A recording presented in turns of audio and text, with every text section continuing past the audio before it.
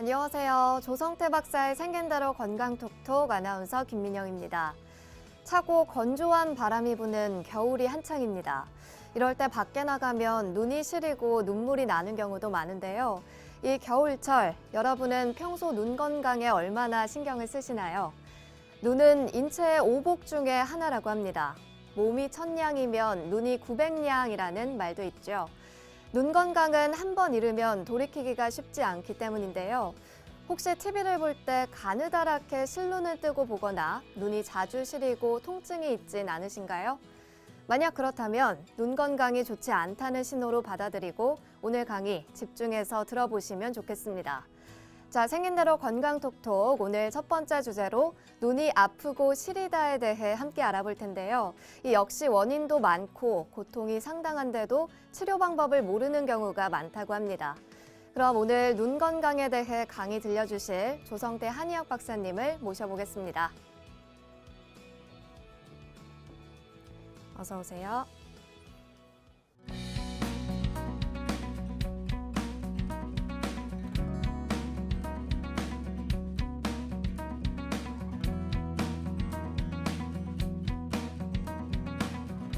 네, 오늘 첫 번째 주제는 눈이 아프고 시리다는 주제입니다.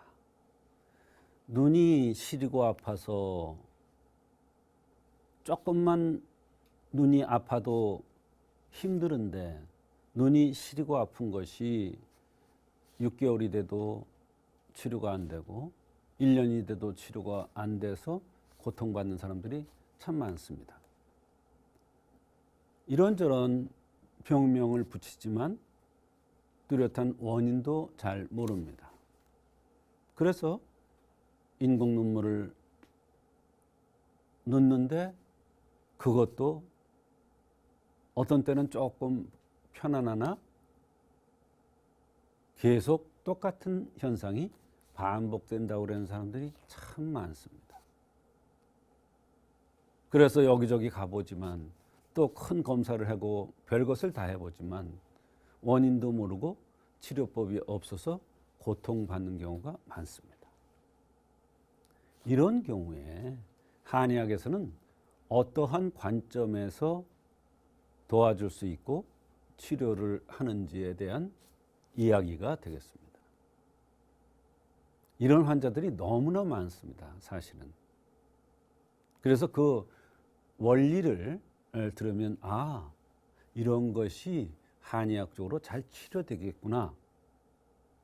오늘 처음 듣는 사람들도 그걸 알 수가 있을 것입니다. 눈은 일신의 주인이라고 그랬죠. 그만큼 오장육부라든지 모든 인체가 다 중요하지만 특히 눈은 일신의 주인이라고 해서 눈을 가장 중요한 장기로 봅니다. 일신의 주인이라는 의미는 여러 가지가 의미가 있습니다. 눈의 불편함을 치료해주면 전신이 건강이 좋아진다는 의미도 됩니다. 거꾸로 얘기해서 전신의 건강 상태가 나쁘면 눈이 불편함이 나타날 수도 있다, 이런 뜻도 됩니다. 눈을 좋게 해주면, 눈의 불편함을 없애주면 전신에 아픈 것이 없어져요. 허리가 아프다, 어깨가 아프다, 어지럽다, 이런 증상들이. 또 전신의 상태를 보아서 흠을 찾아서 그 흠을 보완해주면 눈이 불편한 것이 없어집니다. 눈이 아프고 시리던 것이 없어질 수가 있다, 이런 얘기예요.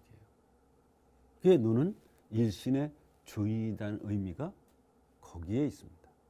그런데 눈을 보는 관점이 몇 가지가 또 있습니다. 눈은 간의 구멍이다.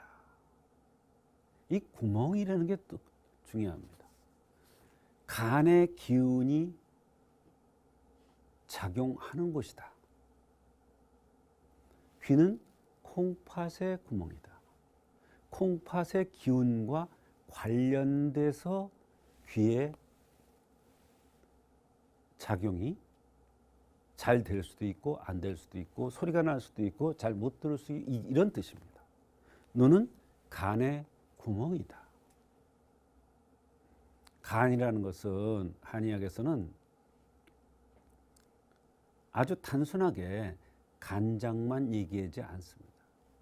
간과 관련된 손톱, 간과 관련된 털, 모발, 눈썹, 전신의 털, 피부 색깔, 피부가 푸르죠. 피부가 건조한 거. 이런 모든 상황을 간과 연관돼서 봅니다. 그런 모든 것의 기운이 통하는 곳이 바로 연관이 있는 곳이 바로 눈이다. 그래서 눈은 간의 구멍이다. 또 눈은 정기의 매몰이다. 인신의 정이라는 것은 인신의 근본입니다. 정이라는 것은 인신의 근본이에요. 그러니까 사람의 근본, 또 정기,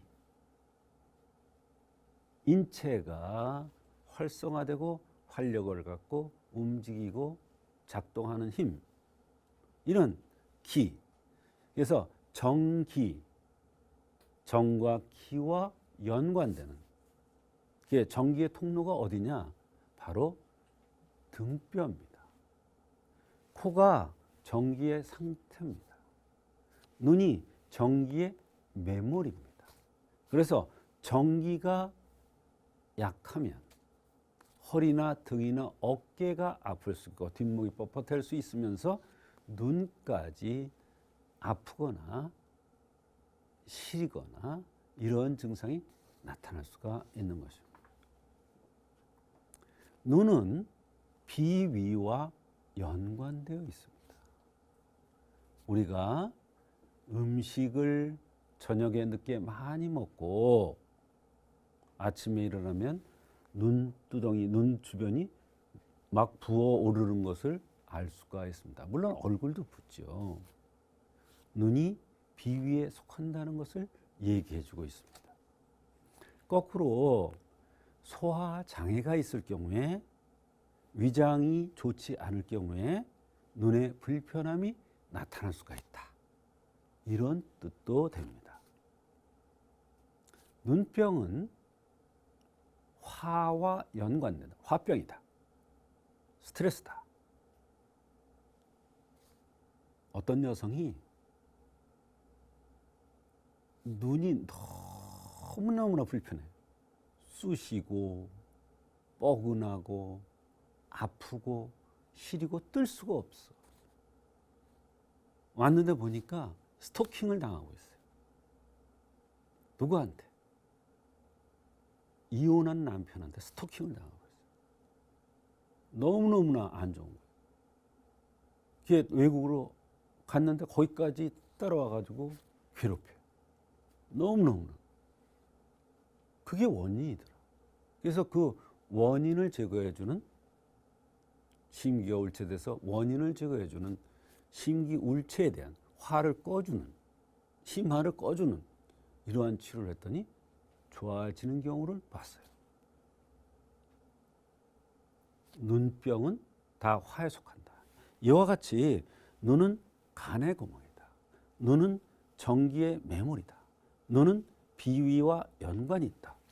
눈병은 모두 화에 속한다. 이런 것은 한의학적인 아주 독특한 이론입니다. 이런 이론은 한의학적인 독특한 이론이기 때문에 이것과 관련돼서 여러 가지 병들이 오는 경우는 한의학적으로 잘 치료됩니다. 이거와 관련되는 여러 가지 증상들의, 불편한 증상들의 이런 것들이 나타났을 때 검사상에는 안 나타나지만 이런 관점에서 한의학적으로 치료를 해주면 잘 치료된다. 이런 뜻이 됩니다.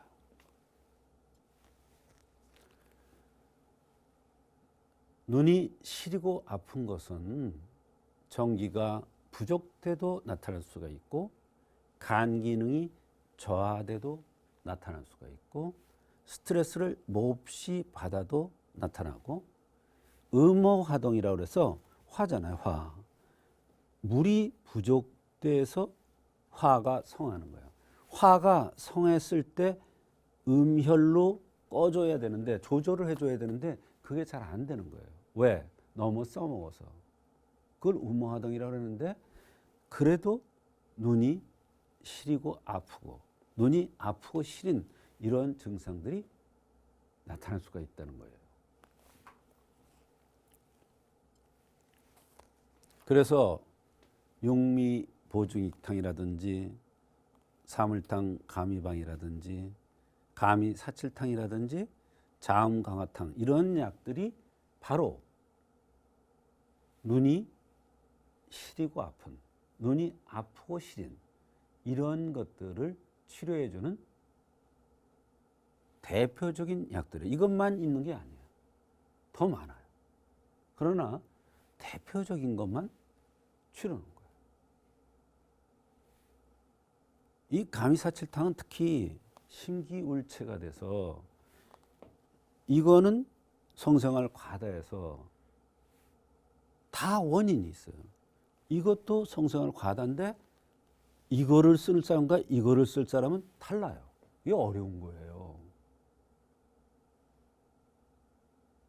이 음호화동이라는 것에 자음강화탕을 쓰는데 그 음호화동을 판단해 내야 자음강화탕을 써서 눈이 시리고 아픈 것을 치료할 수가 있는 거예요.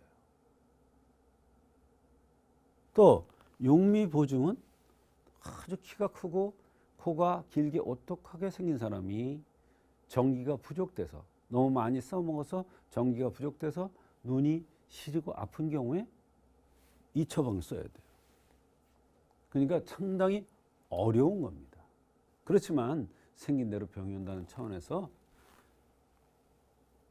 생각해 보면 그렇게 어려운 것도 아닙니다. 그래서 눈이 아프고 시린 경우에 한의학적으로 정확한 그 원인을 찾아서 치료해 주면 한의학적으로 잘 치료될 수가 있는 것입니다.